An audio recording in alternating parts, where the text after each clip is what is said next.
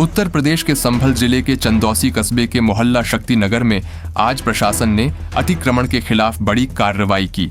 SDM Chandausi विनय मिश्रा के नेतृत्व में रोड पर बने अवैध निर्माणों को बुलडोजर चलाकर ध्वस्त किया गया। यह अभियान मुख्य मार्गों को अतिक्रमण मुक्त करने और सुचारू यातायात व्यवस्था बहाल करने के उद्देश्य से चलाया गया।